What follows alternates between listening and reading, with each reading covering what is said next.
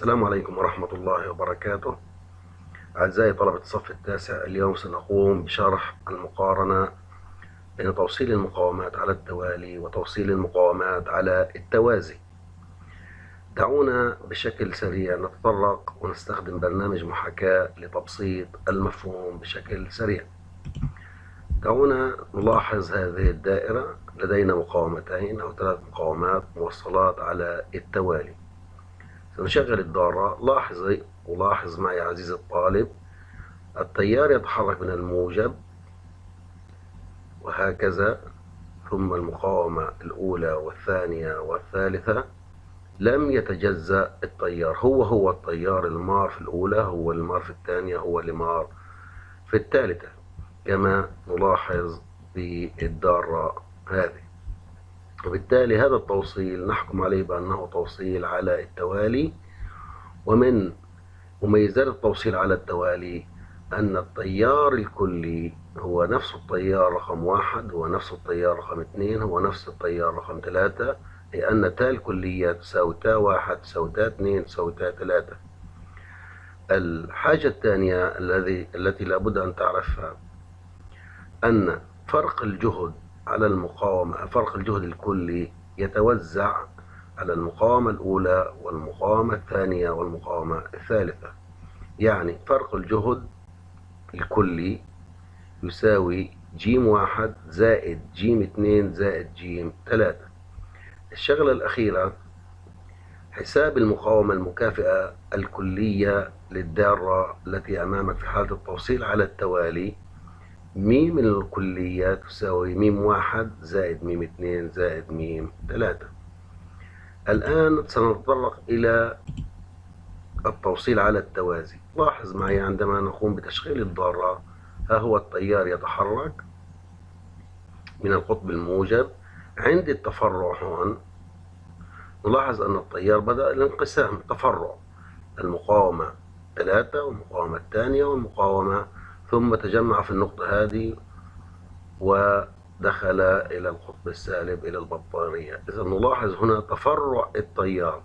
إذا تفرع التيار أو تجزأ التيار نقول أن توصيل المقاومات على التوازي. فنلاحظ أن التيار الكلي يساوي تاء 1 زائد تاء 2 زائد تاء 3، بينما الجهد الكلي يبقى ثابتا. يعني الجهد الكلي يساوي الجهد على المقاومة الأولى بيساوي الجهد على المقاومة الثانية بيساوي الجهد على المقاومة الثالثة. هذا بشكل سريع. الآن هذه المقارنة كما تلاحظ عزيزي الطالب، التوصيل على التوالي والتوصيل على التوازي. لو مشينا القطب الموجب هنا تفرع، سينقسم التيار على المقاومة الثانية والمقاومة الأولى. شدة التيار طبعا ثابتة في التوصيل على التوالي. فرق الجهد يتجزأ ج الكلية ج1 زائد ج2 زائد ج3، وهو قانون المقاومة الكلية في التوالي م1 زائد م2 زائد م3، بينما في التوصيل على التوازي 1 على م مقلوب المقاومة بيساوي مجموع مقلوب المقاومات 1 على م1 زائد 1 على م2 زائد 1 على م3. سأشرح بشكل سريع مثال على المقاومة على التوصيل على التوالي، وسنركز على التوصيل على التوازي لأن هناك صعوبة بشكل كبير عند الطلبة في حساب التوصيل أو المقاومة المكافئة على التوازي، وسنتطرق لطرق بسيطة لحساب المقاومة المكافئة في حالة التوصيل على التوازي. خلينا ناخذ مثال سريع للتوصيل على التوازي على التوالي عفوا.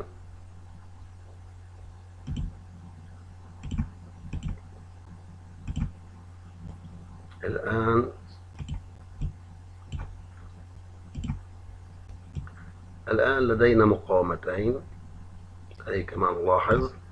المقاومة هذه 3 أوم والمقاومة الثانية 6 أوم، ونلاحظ أن التوصيل على التوالي.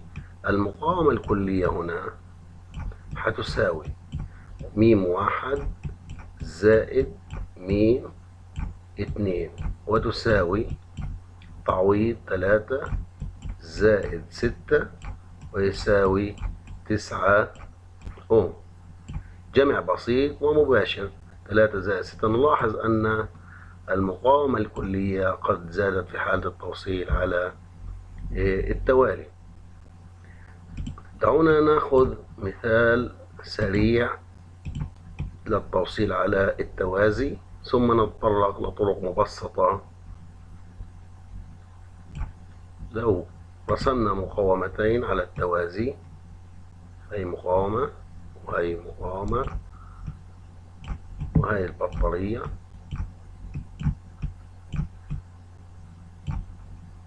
هنا طبعا بتفرع التيار، ولما تفرع التيار إذا هذا التوصيل توازي. القانون لو اعتبرنا هذه المقاومة قيمتها 3 وهذه المقاومة قيمتها 6، في حالة وجود مقاومتين على التوازي، مقاومتين فقط، ممكن أستخدم القانون هذا بشكل مبسط. ميم المكافئة أو ميم الكلية تساوي ضرب المقاومتين، يعني ميم 1 ضرب ميم 2 على ميم 1 زائد ميم 2، يعني ضرب المقاومتين على جميعهم. نعوض ونشوف. يساوي الأولى 3 ضرب 6 على 3 زائد 6، 3 ب8 18 على 9 هيساوي 2 أوم. هذه الطريقة مبسطة عن القانون، هذا القانون العام.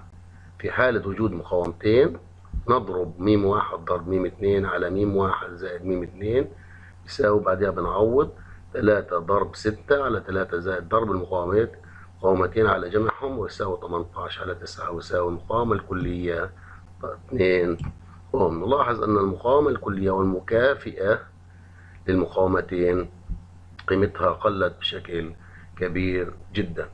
لابد أن تطلع النتيجة النهائية حتى تتأكد من الجواب أقل أو أصغر من أصغر مقاومة. أصغر مقاومة عندنا 3، لابد أن يكون الناتج أقل من 3، هاي طلع معنا 2 أوم. طيب، نستكمل الآن بعض الأمثلة وحل الأسئلة الموجودة في البطاقة بطريقة مختلفة عن القانون العام. الآن لدينا الدائرة التالية: مقاومة قيمتها 2 أوم ومقاومة قيمتها 4 أوم. احنا اتفقنا سنستخدم في حالة وجود مقاومتين على التوازي المقاومة المكافئة ضرب المقاومتين على جمعهم. عندنا 2 ضرب 4 على 2 زائد 4 ويساوي 2 ضرب 4 8 على 2 زائد 4 6. إذا في اختصار بختصر، طبعا هنا في على 2 وهنا على 2 بيقبل القسمة، إذا هنا تقسيم 2 وهنا تقسيم 2. 8 تقسيم 2 4، 6 تقسيم 2 3، وهذه اللي هي 1/3. إذا بتلاحظوا كمان مرة أقل من 2، 1/3 اللي هي المقاومة المكافئة. راح نمسح محل السؤال ونحل السؤال في الدارة الثانية. طيب، في الدارة هذه في عنا 3 مقاومات، ناخد أول تنتين. ما بدي أعيد كتابة القانون، يعني المقاومة المكافئة لل3 وال6 بيساوي كما اتفقنا ضرب المقاومات 3 ضرب 6 على جمع المقاومات 3 زائد 6 ويساوي 18 على 9 ويساوي 2 أوم. إذا المقاومة المكافئة للتنتين هدول عبارة عن 2. صار عندنا لدينا مقاومتين. المقاومة الجديدة اللي هي 2 أوم هي طلعناها هان، والمقاومة الثانية قيمتها اللي ما حسبناها 3 أوم اللي هي المقاومة هذه. طيب، كيف بدنا نحسب المقاومة الآن الكلية؟ نفس الكلام، نضرب 2 ضرب 3 على 2 زائد 3 ويساوي 6 على 5 أوم. هذه طريقة أسهل من المستخدمة في القانون العام. نمسح نشوف الدارة الثالثة. الدارة الثالثة هنستخدم فكرة جديدة أو قانون جديد. في حالة وجود مقاومات على التوازي متساوية، كيف بدي أحسب المقاومة المكافئة الكلية؟ إن ناخد واحدة منهم على عدد المقاومات. بقسم كمان مرة. في حالة وجود مقاومات متساوية على التوازي، كيف بدي أحسب المقاومة المكافئة؟ طريقة سهلة جدا. باخد قيمة مقاومة واحدة وبقسم على عدد المقاومات. قيمة المقاومة الواحدة 4، عددهم هي واحدة هي 2، 4 على 2 ويساوي 2 أوم. إذا في إمكاني أرفع المقاومات هدول ويصير عندي مقاومات جديدة. هي الرسمة تاني. اللي بالأزرق اللي هي المقاومة طلعناها 2 أوم، واللي جنبها 3 أوم، واللي جنبها 3 أوم. صار عندي 3 مقاومات موصلات على التوالي. إذا بجمعهم جمعات 2 زائد 3 زائد 3 ويساوي 8 أوم. المثال الأخير أيضا سهل. نفس المقاومة اللي فوق حسبناها 4 على 2، قيمة مدام متساويين قيمة واحدة على عددهم ويساوي 2 أوم. إذا في إمكاني أرفع المقاومة هذه مقاومتين وأحط بدلهم مقاومة واحدة قيمتها 2 أوم موصلة، أصبحت موصلة على التوالي مع اللي جنبها. يعني أصبحت الرسمة بالشكل هذا. مقاومة وهي مقاومة اللي حسبناها 2 واللي جنبها هذه 4، صاروا 2 على التوالي. 2 زائد 4 بيطلع الناتج 6 أوم. أعتقد هذه طريقة مبسطة عن الحل السابق. الآن هنحل سؤال 3 صفحة 76 من الكتاب المدرسي. في الشكل المجاور، إذا أغلقت الدارة الكهربائية احسب المقاومة المكافئة. كما تعلمنا لدينا مقاومتين بس بدنا نسكر، اللي هو هان المفتاح بدنا نسكره.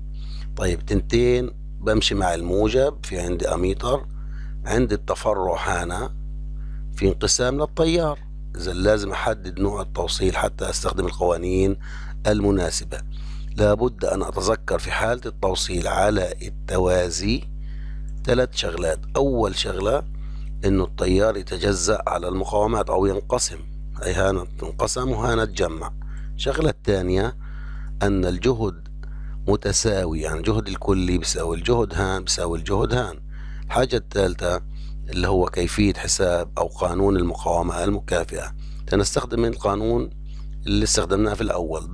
طالما في مقاومتين، إذا ضرب المقاومات هنا المقاومة المكافئة تساوي 3 ضرب 6 على 3 زائد 6 ويساوي 18 على 9 ويساوي 2 أوم. إذا المقاومة الكلية أول مطلوب المقاومة المكافئة تساوي 2 أوم. طيب الآن بدنا نجيب شدة التيار تا 1 وتا 2. لازم نكون نتذكر اللي هو قانون أوم. قانون أوم حنستخدم هان، هو الجهد هنا وهنا تا وهنا ميم. طبعا هذه ضرب وهذه قسمة. الآن بدنا نجيب شدة التيار. طب أنا الجهد مش عارفه، إذا لازم أجيب الجهد الكلي. الجهد الكلي ايش بيساوي؟ يساوي التيار ضرب المقاومة الكلية. طب التيار وينه؟ التيار هاي مدينا اياه 3 امبير ضرب. طيب المقاومة الكلية عنا، المقاومة احنا طلعناها 2 امبير، اذا طي الجهد بيساوي 6 فولت. 6 فولت. عرفنا المقاومة المكافئة وعرفنا الجهد هنا 6 فولت. طيب الآن إيش بدنا نجيب؟ بدنا نجيب التيار تا واحد، قراءة الأميتر في المنطقة هاي، هذا الأميتر واحد. الجهد طيب احنا اتفقنا على التوازي، الجهد موحد، يعني الجهد هان 6 وهان 6. إذا تا واحد هتساوي جيم على ميم واحد. جيم طلعناها احنا 6 فولت، 6 فولت على ميم واحد على 6 ويساوي 1 أمبير. طيب بده تا 2، تا 2 ايش هتساوي؟ هتساوي جيم على ميم 2. طب ليش ما رقمناش الجهد هنا؟ لأن الجهد قلنا موحد في حالة التوصيل على التوازي، يعني الجهد ثابت 6 على المقاومة 2 3 ويساوي 6 على 3 بيطلع 2 أمبير. هاي بتتأكد من الحل، 2 زائد 1 بيطلع 3 وهو التيار الكلي. طيب بده آخر حاجة فرق الجهد على المقاومة 3 أوم. بده فرق الجهد في المنطقة هذه. احنا جبنا الجهد الكلي واتفقنا في حالة التوازي أن الجهد ثابت، يعني بدون ما أحسب هنا بعرف إنه الجهد هان 6 فولت والجهد هنا 6 فولت. ولو حابب تتأكد الجهد بيساوي تا في ميم. تا هنا في المنطقة هنا عند تا 2 طلعت معي 2 ضرب 3 بيطلع 6 فولت. وتحت تيار واحد والمقاومة 6 ضرب 1 أيضا 6 فولت، والجهد الكلي أيضا 6 فولت. الآن مطلوب منك أو منك أعزائي الطلبة سأضع سؤالين أرجو حلهم ومتابعة الحل مع معلمكم ومعلماتكم. السؤال الأول، يعني إذا الرسم مش واضح هينا أنا هحكيه حتى يوضح. في عنا بطارية أميتر قيمة التيار الكلي 4 أمبير، وعندنا مقاومتين، الأولى 12 أوم والثانية 4 أوم، وهنا أميتر وهنا أميتر. من الشكل احسب أو احسبي المقاومة المكافئة. بدنا المقاومة المكافئة. 2 فرق الجهد الكلي. 3 فرق الجهد على طرفي المقاومة الأولى هذه 12 أوم. 4 بدنا شدة التيار، بدنا تحسب تا 1 وتا 2.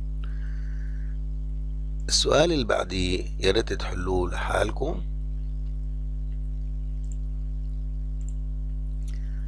أيضا كمان فكرة جديدة وفكرة أعلى مستوى تفكروا فيه وتتواصلوا مع معلمينكم في طريقة الحل. غيرنا احنا الفكرة شوي. هنا عندنا بطارية قيمتها 15 فولت، وعندنا أميتر ما في مش مديك التيار هان، وثلاث مقاومات، 2 على التوازي 4 قيمتهم 4 أوم وواحدة 3 أوم. بدنا نحسب المقاومة المكافئة. قديش المقاومة المكافئة للثلاث مقاومات؟ شدة التيار الكلي قديش قراءة الأميتر هذا. وبدنا نحسب تا 1 وتا 2. ورقم 4 بدنا التيار المار في المقاومة هذه، في المقاومة 3 أوم. رقم 5 بدنا فرق الجهد بين طرفي المقاومة هذه. بدنا يعني لو حطينا هنا فولتميتر قديش حيسجل على الفولت قيمة فرق الجهد بين طرفي المقاومة 3 أوم. أتمنى لكم الصحة والعافية، والسلام عليكم ورحمة الله. شكرا لكم.